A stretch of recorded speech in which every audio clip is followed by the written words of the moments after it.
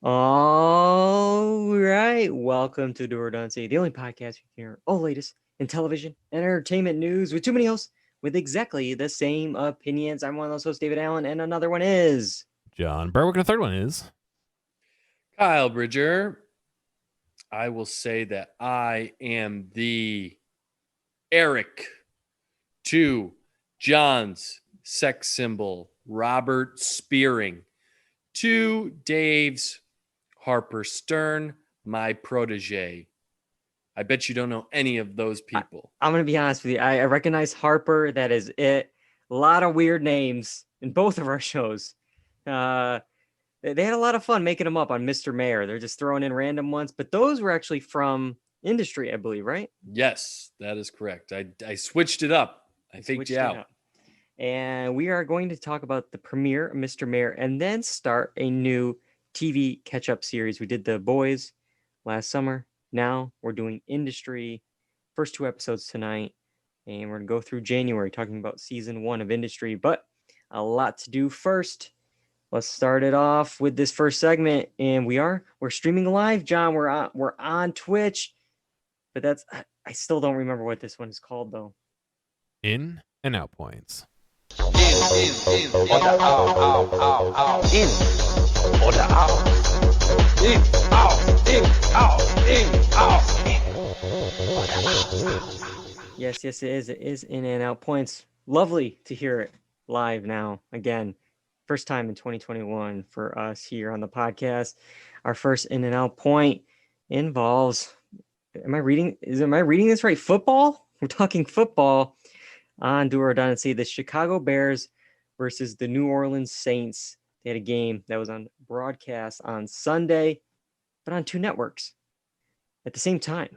But it was a very different telecast depending on where you saw it. If it was on CBS, you saw one version of the game.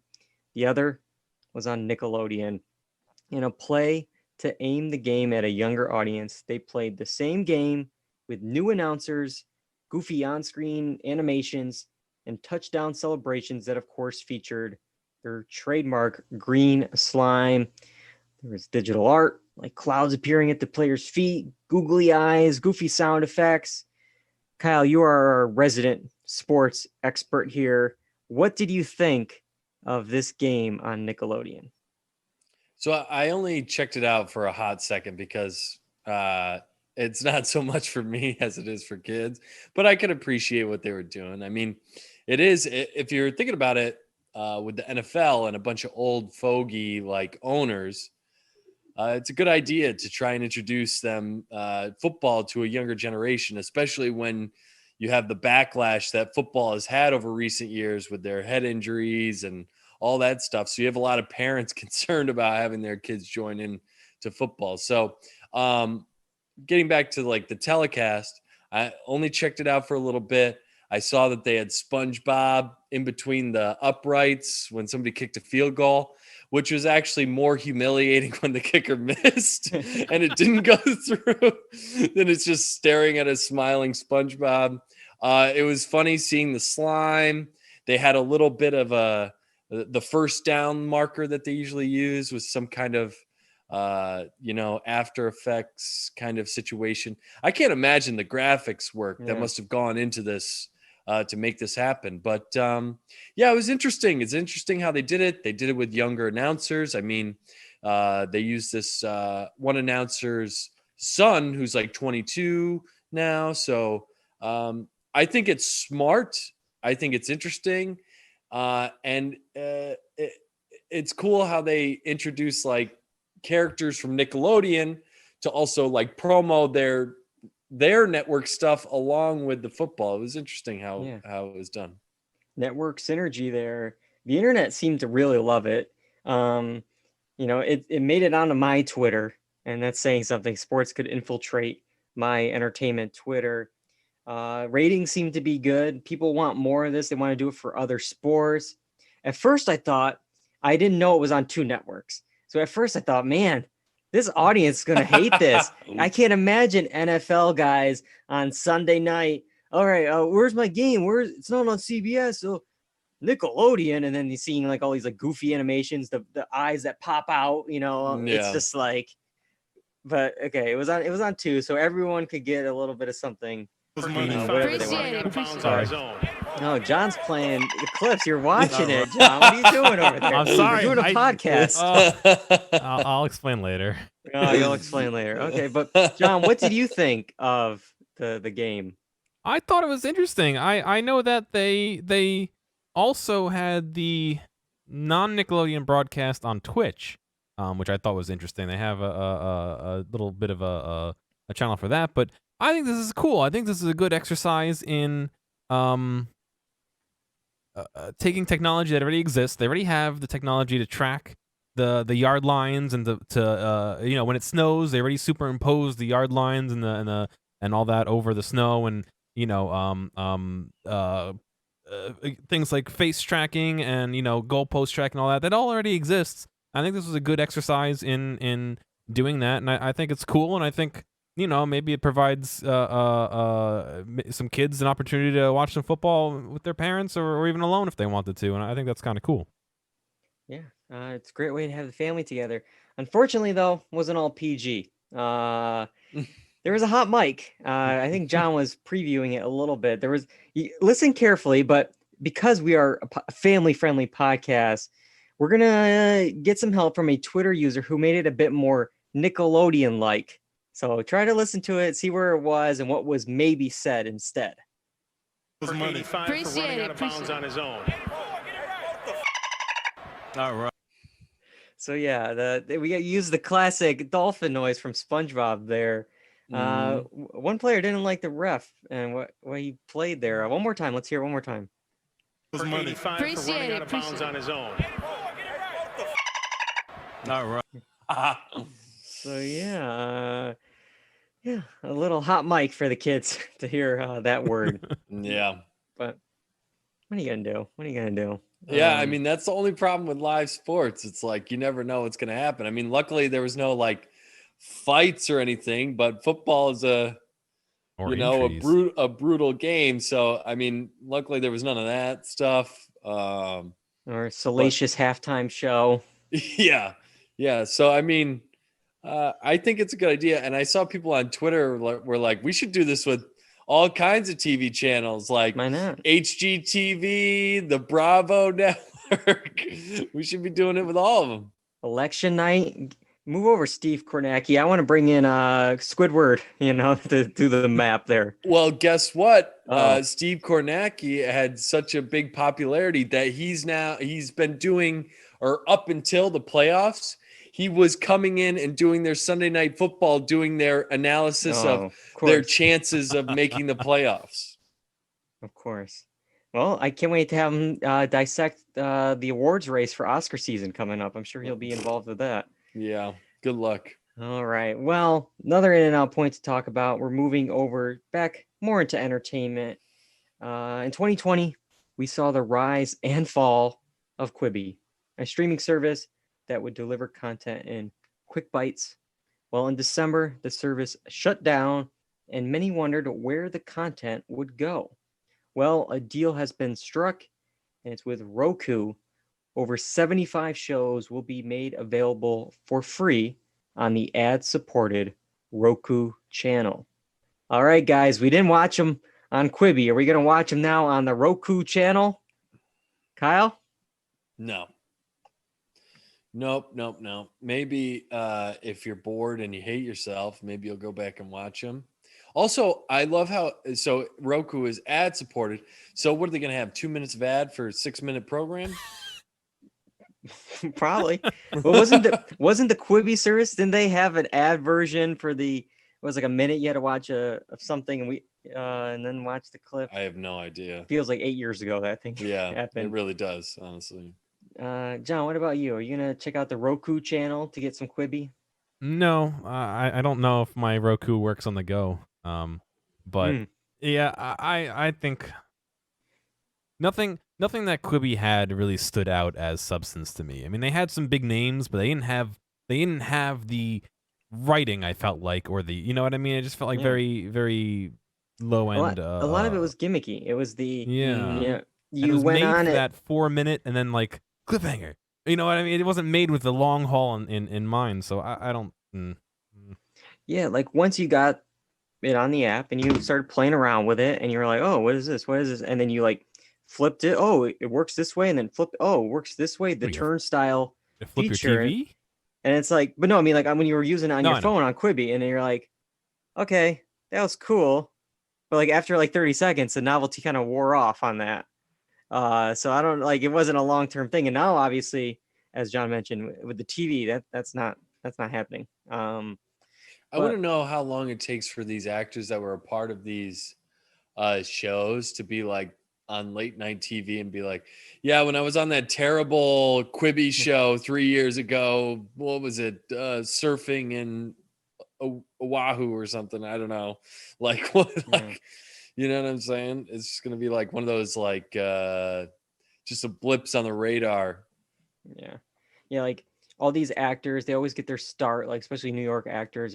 I did a Law and Order once, and all these people will be like, yeah, I did a Quibi once, and then we'll joke about it years from now, and it'll Yeah. be in like they'll be on Conan, and they'll show. Hey, you remember when you were on a Quibi show and they would show a clip from it, and it'd be like the Mac and Me from Paul Rudd of like, Yeah. but this deal though doesn't include the daily news episodes because those are out of date. No one really cares what was going on March 23rd, you know, whatever. But it does include more than a dozen new programs that never debuted on Quibi. All the stuff that they were going to debut at some point, they get this new stuff now on Roku.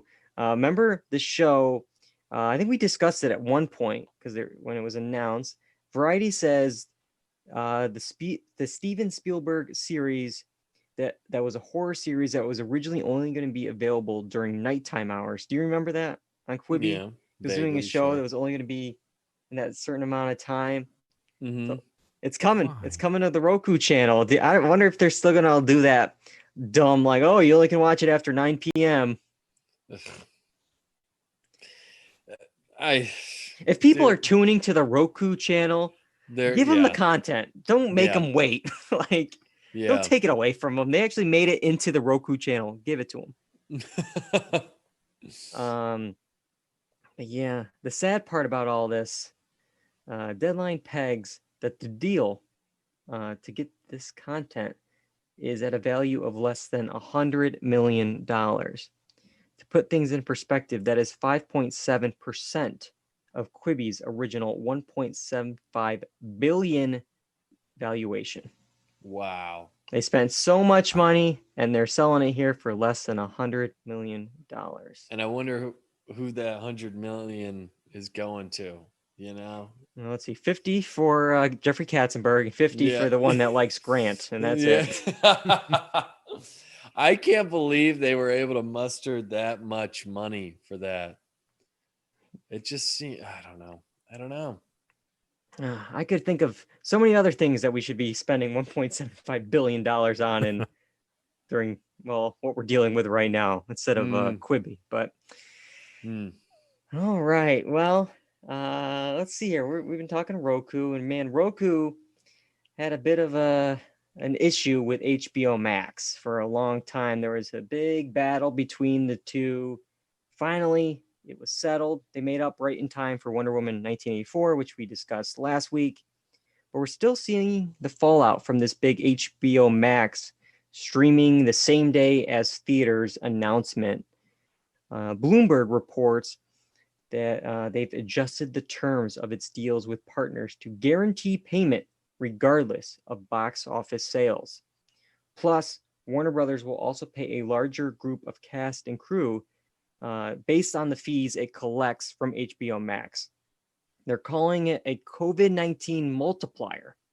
So it'll allow anyone entitled to a bonus to receive one at a half the box office revenue needed to trigger the payout. So if the box office revenue had to be 100 million back in the good old days, cutting that in half now. Now to trigger this payout, 50 million. Okay. If more theaters close down, the threshold falls further. What do you think about this move, Kyle? The COVID-19 multiplier for these contracts? So it's almost like a percentage basis per the contractual rights that were originally agreed upon. I think that's a good solution. I think that is a possible solution, a best possible solution possibly for what's going on. I mean, it is coming out in theaters. Didn't Wonder Woman come out in theaters and make a little bit of cash for theaters when it was out? A little bit. It's doing well overseas right now. In its third weekend, Wonder Woman 84 has made 3 million, adding on to its total 32 million domestic. So it's made $32 million so far domestically, 3 million this past weekend. So again, it's a global pandemic, but that's not great. It is on HBO Max at the same time. Gal Gadot and Patty Jenkins probably got their bonus here. It just seems I like this idea, but it took them so long. It took them so long to get to this point. This is something you come up with before you make the announcement, before you piss off Hollywood. Yeah. You know, you should have led with this instead of come up after the fact with it. Yeah. John, any thoughts on the COVID-19 multiplier? I find it weird they're calling it a multiplier and not like a sliding scale or something. Like, doesn't it seem like, the less theaters that are open, the less you have to, it goes down by some whatever the ratio matches or whatever. I call it a multiplier because you're not making any more, are you? You're just making it easier, right? I guess they will make more by the movie making less. Yeah, it's just I don't know. It just seems like a weird name, but otherwise I think it's great. I mean, it's nice to hear that people aren't getting rooked, and I think that helps the long run of people continuing to make movies and to let this stuff go out in interesting ways. But HBO Max will also pay Warner Brothers a fee for the window. The theatrical window that they're doing now, because now they're showing it on their service for that month. And the money from that will go to cast and crew, not just the profit participants. So it looks like some of the cast and crew of those, dozen films that are going to be on HBO Max the same day and on theaters, they're going to get a cut of the HBO Max licensing fees. But it's also kind of curious because, both are technically under the AT&T umbrella. So it's just money being pushed around on the books. It's back and forth, ping pong. Yeah, could you imagine the accountants on that having to deal with that? Because I'm just thinking about the day players that are working on a crew for one day. Are they entitled to that? Is it like 0.0001%? Yeah, it's like what? It's so. They'll get a check in the mail for 32 cents. Oh, cool. Yeah, it's just.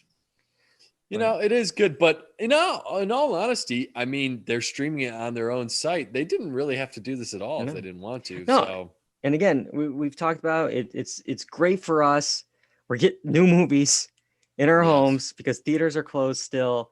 Dark brings up the point I think we've mentioned before. The big thing I'm curious about is how the HBO Max phenomenon is going to change the production quality of movies, like even a popular movie that couldn't pay out hundreds of millions on. So we're going to be interested to see if some of these movies were even all that good to be in theaters to begin with. And is this the new direct to DVD? It's direct to HBO Max. But one movie I know one of our friends is looking forward to is Godzilla versus Kong. Right now there was a lot of backlash, especially from Legendary Entertainment, who does Godzilla versus Kong. They were not happy with this HBO Max deal. They were going to fight it. Supposedly, they're very close to a deal, Warner Brothers with Legendary Entertainment, for Godzilla versus Kong to be released on the streaming service. But the other film, negotiations are ongoing still, is for Dune. Dune, man. This is the new Tenet. Everyone last year was Tenet. I feel like this year it's going to be Dune. It's going to be like, oh, is Dune going to come out? It's pushed back 2 weeks. Oh, it's just going to, instead of Chris Nolan, it's Denis Villeneuve. It's just replace all those articles now with him. He's written passionately about his desire for exclusive theatrical release. Legendary Entertainment is backing him. Do these people realize that their films aren't going to come out until 2022? At least. And it's like, and they're acting like it's going to go right back to the way it was. I mean, I don't know the next time I'm going to step into a theater, honestly, because if we have this half and half deal where people are half vaccinated, half of us aren't, it's like this isn't, I don't know. Uh, how is anybody making money, if nothing is going into the theater? I mean, the creator can probably wait because he's got a stockpile of cash, but these other people have to make money somehow. So what? I just don't get the end game here. I don't get the end game here. The interesting part is people keep forgetting, I think, that these movies are going to theaters. They are going to theaters. Yeah. And, it's like, but it's also going on the streaming service. And so it's like you're giving the audience the chance to choose. People, if they want to, they will go and see it on the big screen, just like the director intended. They will do that. But then there's other people who won't be able to see your film because theaters are closed, they're not vaccinated, they're scared, whatever the reason. They get to see your film. I think it's a win-win. Sure, it's not going to have the box office bang that you were hoping for to maybe further your career, but it's not going to in October. It's not going to for another year or two because box office totals on the whole are going to be down for quite some time. That's just the reality of the situation. Yeah, I feel like this art, like the artistic, that's not how it was meant to be seen. It's like, if you're so concerned about the artistic, whatever integrity of it, why don't you make something that's because eventually it's going to go to TV or people are going to have to watch it on their TV. So why don't you make something?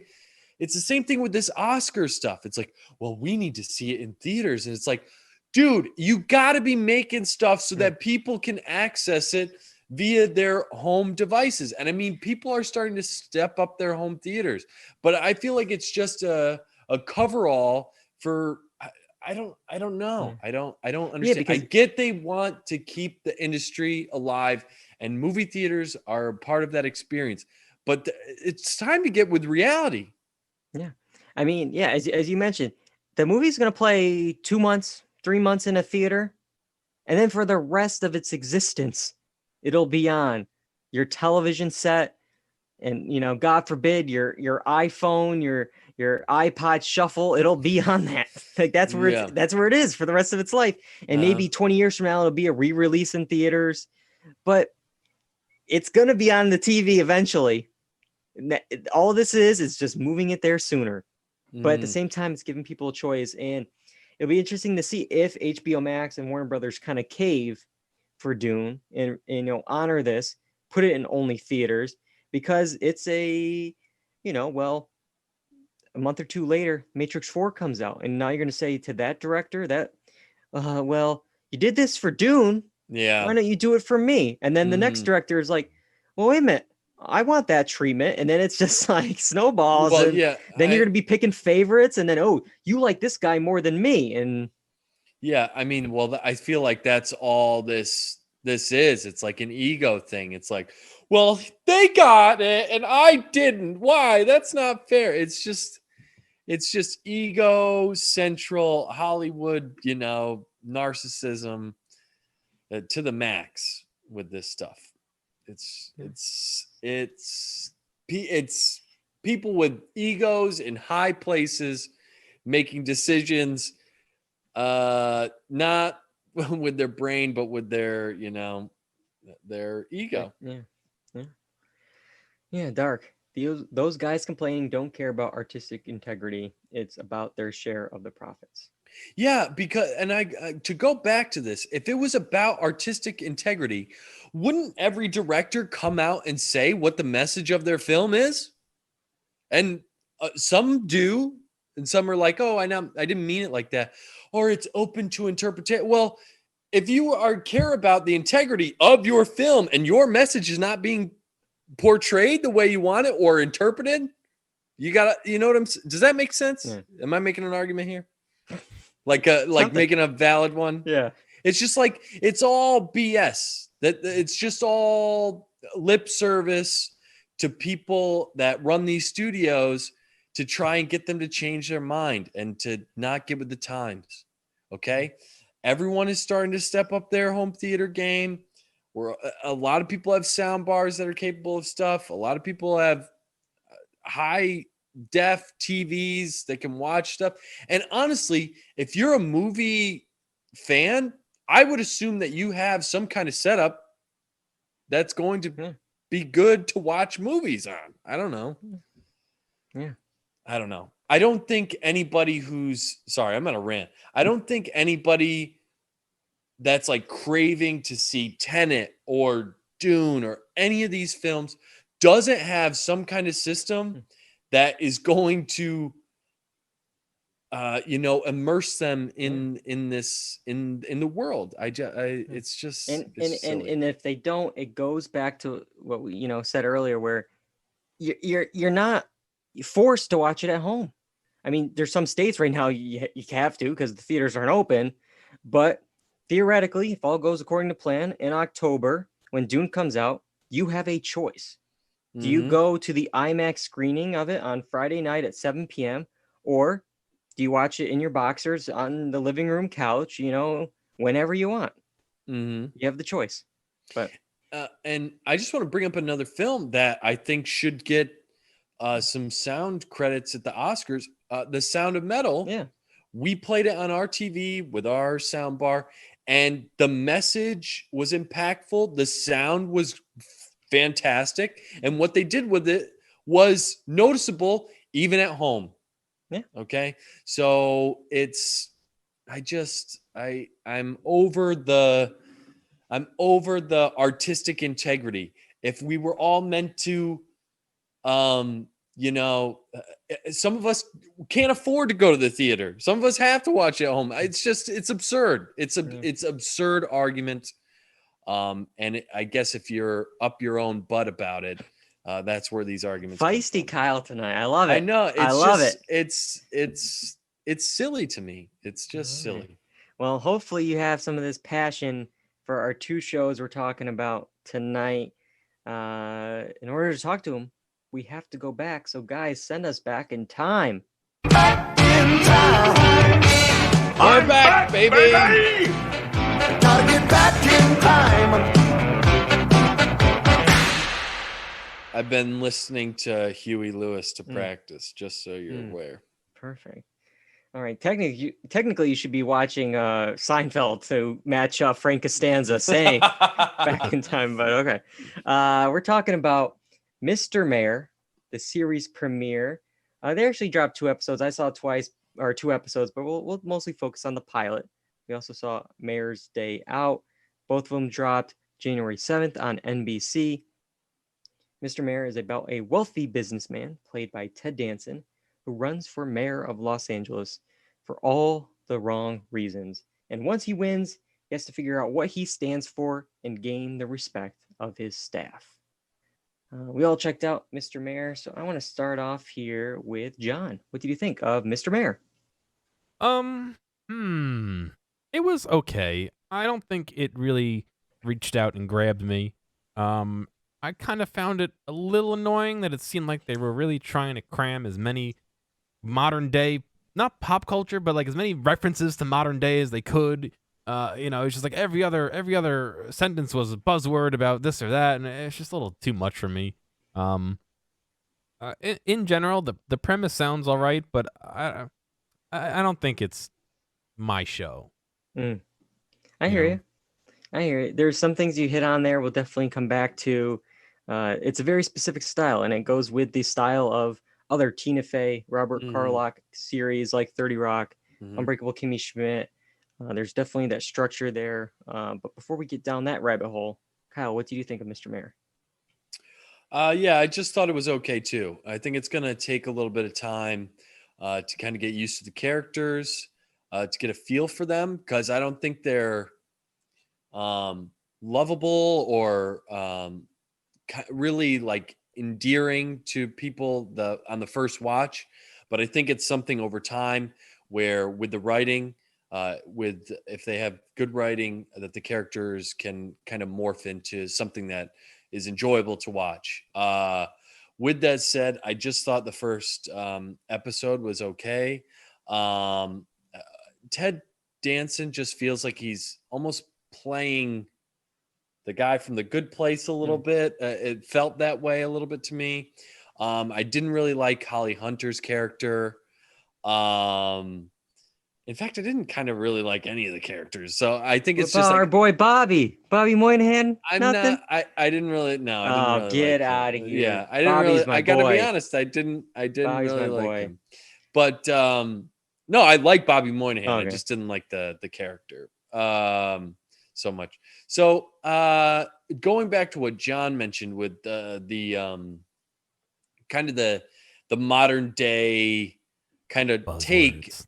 Yeah, this, and I mentioned this to you, Dave. This felt like a show that was written with COVID in the rearview mirror. Yeah. And really, we're smack dab in the middle of it. So some jokes are like, that's not really funny because we're not out of it yet, kind of thing. So it's just like, it's one of Well, those yeah. things. But It's tough with that with COVID, because if I had to guess, I don't know when this exactly was filmed, but I bet if I had to guess, they filmed the pilot thinking that COVID would be over. Maybe they filmed it, I don't know, May of last year, and they were sitting on it, they're waiting on it. I think we showed a clip in that dumb 30 Rock Peacock advertisement we saw when Peacock launched. And then when it wasn't over, I bet they went back in and did that little like flashback thing to say, oh yeah, it's over, just to kind of like, because they're not going to rewrite their scripts that they did and stuff like that. Yeah, but it was hard. It was weird watching it, especially it's in LA, and right now LA is the epicenter of it currently. And the night of the premiere, I was scrolling on Twitter, and because of COVID related issues, and I guess with faulty testing, I saw on the night of the premiere that people were calling for the LA mayor to resign because of the bad job he was doing. Meanwhile, I'm watching, Mr. Mayor, kind of pseudo nicer version, I guess you would say, of Trump, a businessman lost in the politics world, given a toy phone to tweet on, and a guy who wants a police force. And it was weird watching it the day after the Capitol riots and being like, oh, bumbling government, LA, COVID free. Maybe it was just my mind, but it was a little hard for me to kind of completely escape into this world. But yeah. No, I mean, I get that. For me, it wasn't so much that. It was more so I didn't love the characters, but they definitely had some decent lines. And it's hard to judge these comedies on the first episode. It always takes, every comedy series dating back to whatever, probably Cheers with Ted Danson. Yeah. You need those first 6, 7, 8 episodes to, kind of find its groove, get the ensemble going, see what they're what they're good at, and to start writing to them instead of these characters that you're forcing on them. And we can go through the cast, real quick. You mentioned Ted Danson. People, I myself included, he's a charming star power guy. We had some people write in on Twitter. Let's see, Tracy at SillyGirl916. It seriously has me laughing out loud. Holly Hunter and Ted Danson are hilarious. I love it. Entire casting writers. And then also Lisa at IMMRSTEA. Absolutely love the show. Love me some Ted Danson. So a lot of Ted fans out there. I mentioned Bobby. I'm a Bobby fan. I thought he had a couple good lines here, but the Holly Hunter character, I want to spend a little bit of time on. I'm not sure if I'm feeling that character yet. I can't seem to grasp her goals, what she wants, who she is. Like, what is, like, she accepts this deputy mayor position. Whatever Holly Hunter is doing, she's certainly trying. I will give her that. She's doing something. I just don't know if I like what she's doing, if that makes sense. Yeah. She's going for it. Totally She's going agree. for it.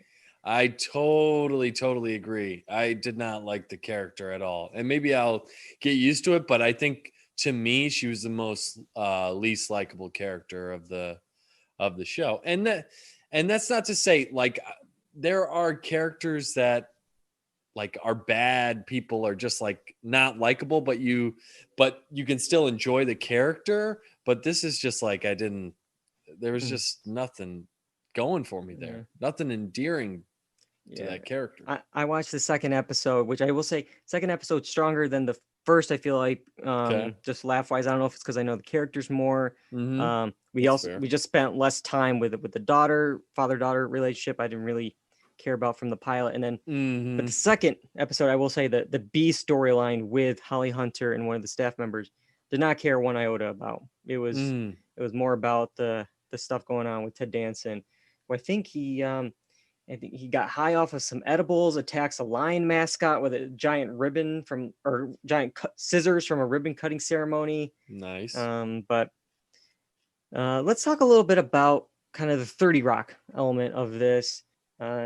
Tina Fey, Robert Carlock show, and it definitely has the structure of those jokes. Originally, this was actually going to be a Jack spinoff, but they moved it to LA once Alec Baldwin passed, and then Ted Danson came in. So Alec Baldwin's character from 30 Rock was going to be the mayor of New York. Okay. But man, John mentions those references, those quick lines. You definitely have some here. I pulled a few. Like there was one where he mentions like, I gave you something to dream about. Scientology, Angeline, for your consideration, Nurse Jackie. It's like, it's very like specific, why Nurse Jackie? Like, it's very specific. And then there's those weirdo lines that are like, wait, what did you just say? But then nobody comments on it. They just like move past it. There was at the press conference, they're talking about not having straws, and somebody's like, well, how will we drink our coffee? And he's like, says something, how will we do cocaine? And it's just like, again, they just fly by it. They don't really comment on it.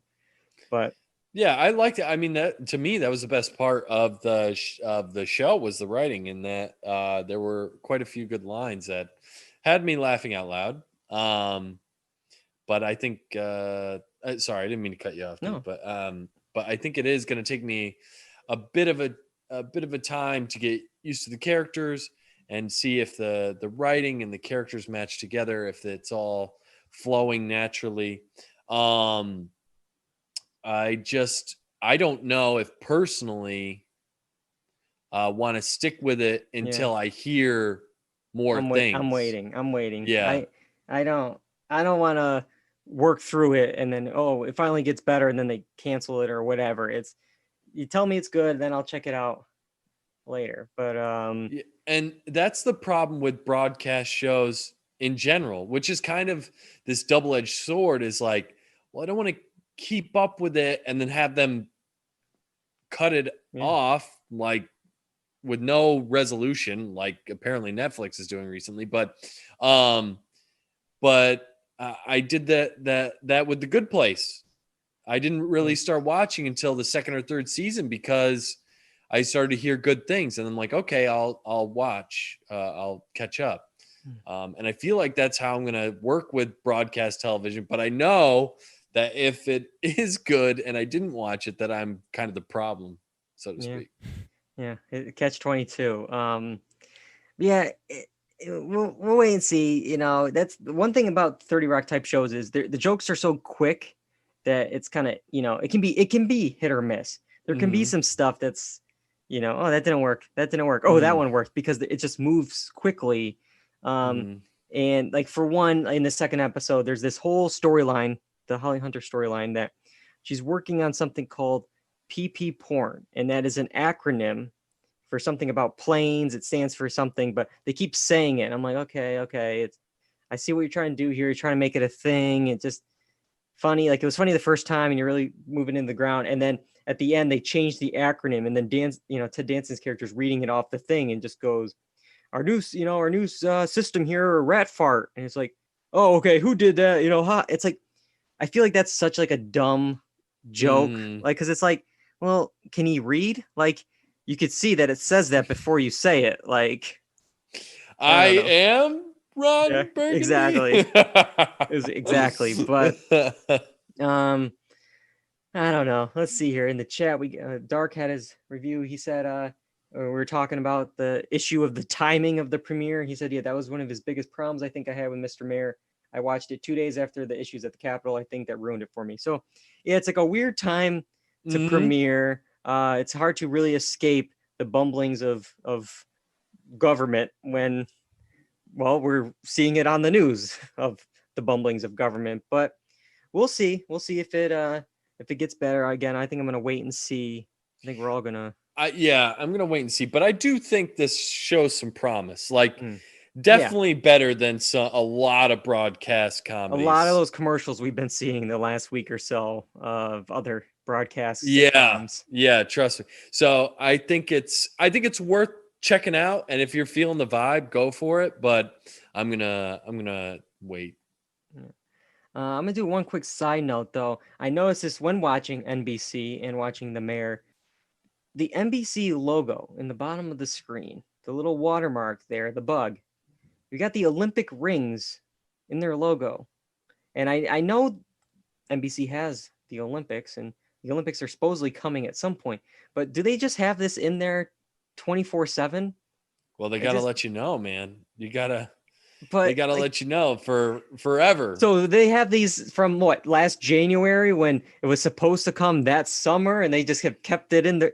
It's like it's made into their logo now. It just seems weird that like I could understand if the Olympics were like coming up anytime soon, or if it was the Olympics were going on, you would have it in your logo. But like, well, they're supposed to be happening this summer, apparently. Okay, well, again, this summer, so we got we'll see 6 months at least of this logo, I guess. But I don't know. Nitpick. You gotta let the people know. With how much NBC spends on the Olympics, I bet they would want to keep those rings in it all the time, letting you know. Get rid of the peacock and just put the the rings in there. But okay, that is enough of broadcast television. We're gonna move now to our other show that's on HBO. It's the first part of our catch-up series on season 1 of Industry. We're talking about the first 2 episodes here, so we are going to spoil the first 2 episodes of Industry, Induction and Quiet and Nice. They premiered November 9th and November 16th, 2020. This British drama series that was produced by the BBC and aired on BBC Two and HBO follows a group of young graduates competing for a limited set of permanent positions at a prestigious investment bank in London. All right, we all check this out. Let's start off with Kyle this time. What did you think of Industry? So I really like the show. First off, it has one good thing already going for it. It's British. I love British stuff. But even so, I mean, we're jumping right in it. The vibe of the show, the feel of it, they're in a hectic situation. You feel like you're in a hectic situation. The directing was really well done. Surprised to see Lena Dunham directed the first episode, but it just, the feel of the show grabs you, it hooks you, and you're going along for the ride. And I really like a lot of the characters, even though they're not probably the best people, but I do like a lot of the characters. Especially the lead Harper, that the girl that plays Harper is really, really good, and we're kind of seeing this through her lens. And obviously, we'll talk about the storylines, but she's kind of faking her way through this world, and I feel like we're all kind of just faking it through this world because we're plopped in here and gearing up and going, and it's like, who are these people? What's happening? It's a ride for sure. Definitely. And it reminds me a lot of Succession. It's filling that Succession hole in my heart right now. You got the vibes from that. I would say probably it's a mix of that and maybe Girls. I don't know if that's the right one, but maybe maybe even Euphoria a little bit. Euphoria. Okay, I could see that. Yeah, because we got the kind of the drugs and sex of those, and they're young college kids. So it's scratching all those different itches for me. I'm into these first 2 episodes as well. I'm glad, because at first I kind of went in blind with this. I'm like, oh, it'll be our catch up, and it's just like, oh, hopefully it's good. And then these first two so far seem good, so I'm hoping the rest of the series is good. But John, what did you think of it? Are you in on this, or should we throw this one out? What do you think? Yeah, let's just can it. No, No, it's come been good on. so far. I'm enjoying it. I had a little trouble picking up on who's who at the beginning. And I Yeah. think that made it a little bit difficult for me to start liking it. But now that I'm figuring out what roles belong to what person, and you know, even from scene to scene, who's the same person, in some cases, I'm starting to enjoy it more. And my biggest question is, and maybe it'll get answered by watching it, but why is it called industry? Like, I would think it would be called like finances, or you know what I mean? Like, industry to me means more like construction and like, you know, building high rises, not being in them. I think it's just the like everyone that's in the industry, whatever your calls industry it is, the you call it. That, Okay, like yeah, when you're right. when you're in Hollywood, guess. it's like, oh, are Yeah. you in the industry? Yeah. They're talking I about, you know, guess. so yeah, I think it's like for them, like, yeah, like when they're in finance, to them they're like, oh, are Okay. you in the industry? It's like, I think. I guess I get that. Yeah. I don't know. It just seems like not a strange title, but I don't know if it fits as well as something else. But yeah, overall, I thought it's been pretty good so far. I think I need to continue watching it to really grasp onto it and feel it out. But I am okay watching more. We'll put it that way. I'm not throwing it I'm away. not forcing you. Yeah, all right, that's good. That's good. We got a few more to watch. I will say I was also a little confused at first, if, like, who the people are, who answers to who, because they're all in this bullpen. They're all in this kind of one little area, but the hierarchy is kind of confusing. It's like, okay, I could tell this older guy is Harper's boss. Okay, I got that. But then, like, where does he stand? Who is he the higher person up? Because everyone's treated like garbage, because all these kids are kind of these interns on this 6-month trial test to see if they can get a permanent position in this cutthroat world. So they're all treated like garbage. And one I got to bring up right now is Kenny. He's the one that is dealing with, I believe it's Yasmin, I believe. Yeah, Yasmin, yeah. Yeah. And well, he's loud, obnoxious, pervy. He's freaking out over croutons he didn't ask for. But like, man, they're at their dinner party in episode 2, and he's just going, F you, F you, F off, F you, just screaming at everyone at the company here. And it's just like, I got to wonder, it's like, is he like just a coordinator, a manager of these people? Like, he must be high up, because if this happened in any other spy here, the director at the front of the table, the VP or whatever, is like, we're talking Monday morning here, Kenny. We're going to get your act together, because, I know it's a stressful job, but guess what? You gotta show a little dignity here. Yeah, I think in my mind, it's like, so you have Harper's boss, Eric. Yeah. And then the girl to her left. So if Eric was like the director, the girl to her left would be like the manager. And then she would be like the, you know, so it's like this almost like middle.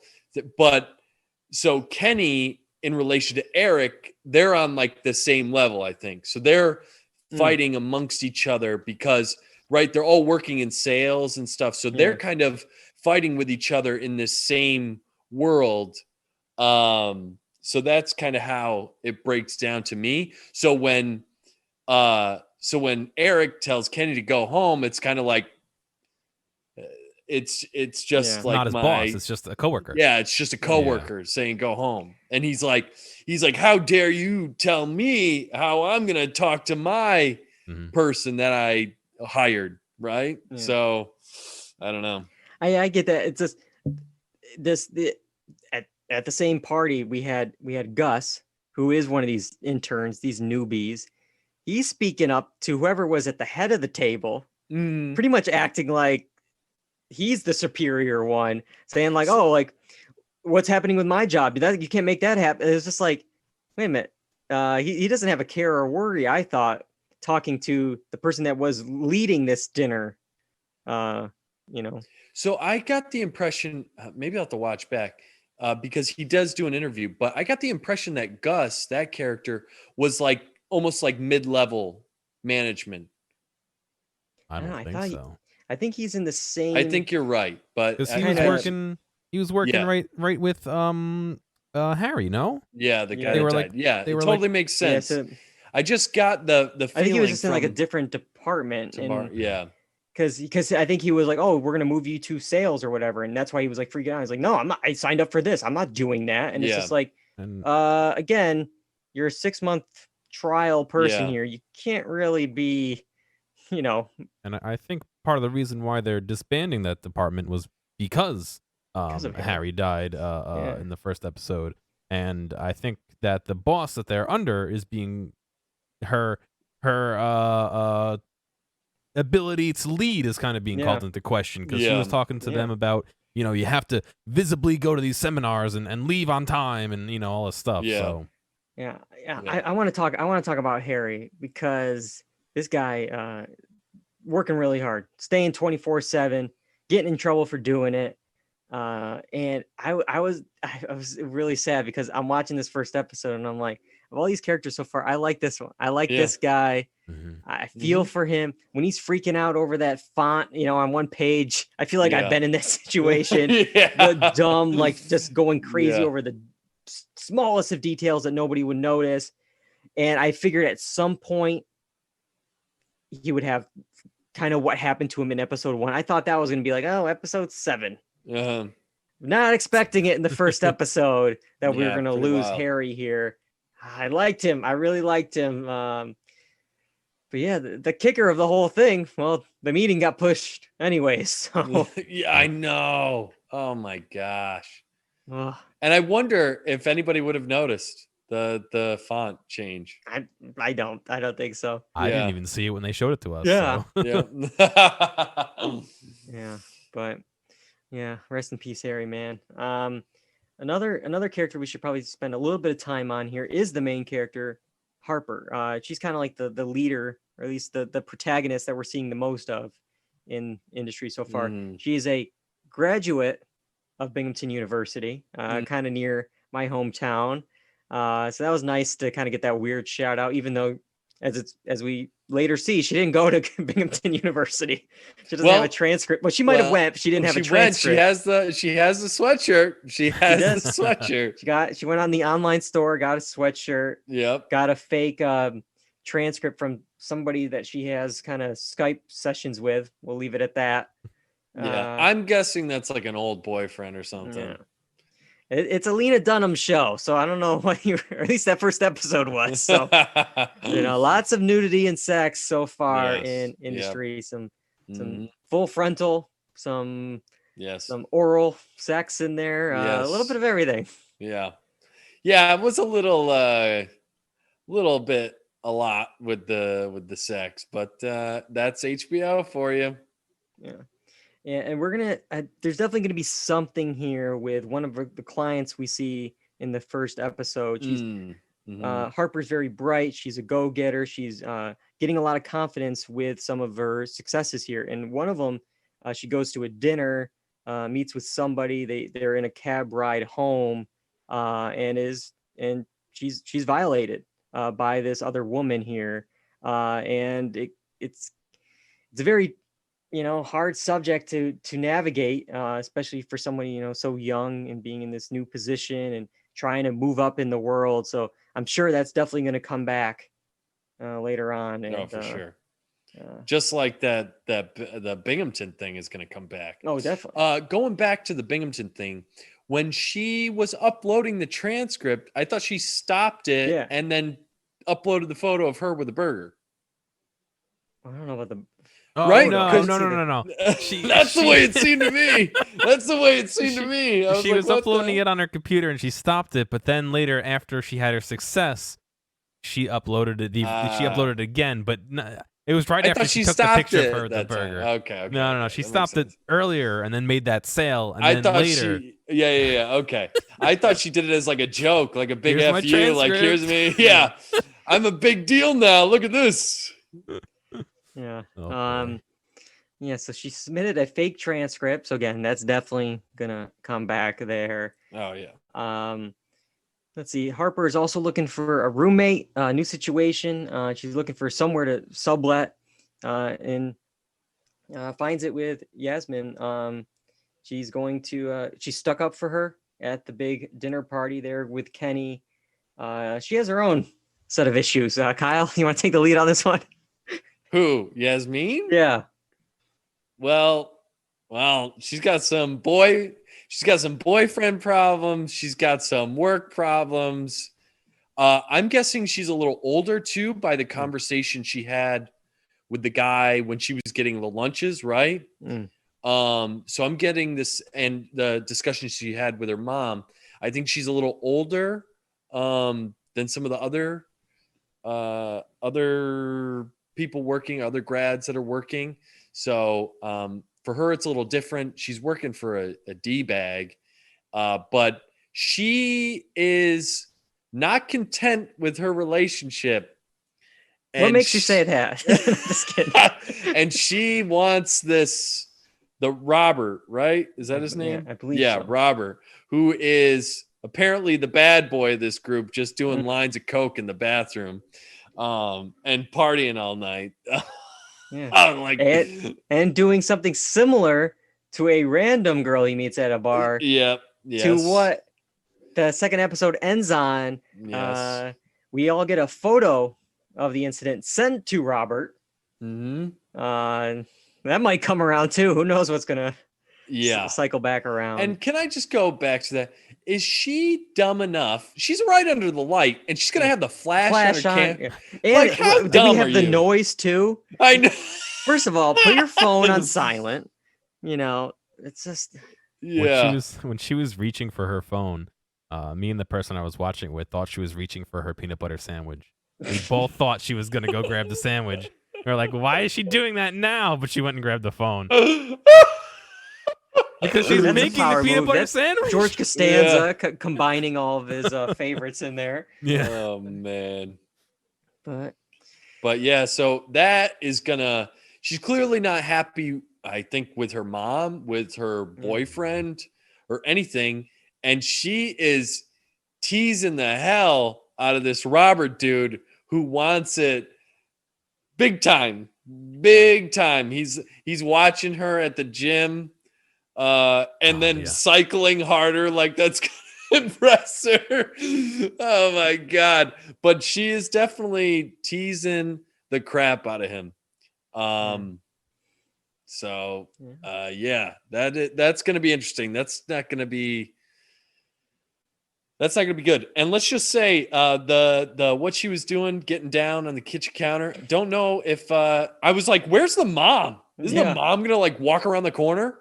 And secondly, she's not going to be able to do that with Harper living there. Yeah. Then again, Harper, when she went to visit one sublet, the room that they're all painting white, does make a joke that she doesn't mind a certain. I don't know how to say this without it being TVMA, but like, is okay with random guys and their stuff walking around. Yeah, so that's fair. That is fair. Yeah. So, but. Yeah, no, a lot of these characters are setting themselves up for bad news. It's going to come back to haunt a lot of these people, and we can see it, and I don't know if they can see it, but yeah, so we're going to keep going. I think we're all invested in industry. Yeah. I'm like, what are we doing? 2 at a time here? Next week we're going to do 3. We're going to All right, cool. Because I'm like, I'm gonna have a hard time not binging this all at once. Wow. All right. I really like it. Our catch up continues next week. We're going to talk about industry episodes 3, 4, and 5, and then the following week 6, 7, 8. So a 3-week series here. And in addition to industry, we're going to talk about a new show, which I'm sure a lot of people will be talking about. WandaVision. It's going to premiere on Disney Plus. The MCU is finally having something premiere. It's been a long time since anything from the Marvel Cinematic Universe has premiered. We're not the biggest Marvel experts here, but we'll try to break it down and talk about WandaVision. Make sure. We're not the biggest Marvel experts here. I have like zero Zero. Perfect. That makes three of us. Zero inclination. Yeah, don't worry. It's not the one with Wonder Woman. I'll say that. Okay. All Yeah, right. the other one. The other one. But never miss an episode by going to Facebook, going to Twitter and Instagram at Dual Redundancy. We post, when we're going, little boxes so you can write in your reviews and get them featured on the show, like some of our like Tracy, like Lisa this week on Twitter, sending in stuff. Like hearing from new people and like old people, more people, just as like well. Everyone. Like hearing from people in general. And then episodes, you can find them on YouTube, iTunes, Spotify, the blog, doreduncy.com, and of course Twitch, live Tuesday nights on Twitch. Knocking on wood, I think we figured out the Spectrum issues here, so we are live Tuesday nights on Twitch, twitch.tv/doreduncy, 8 p.m. Eastern.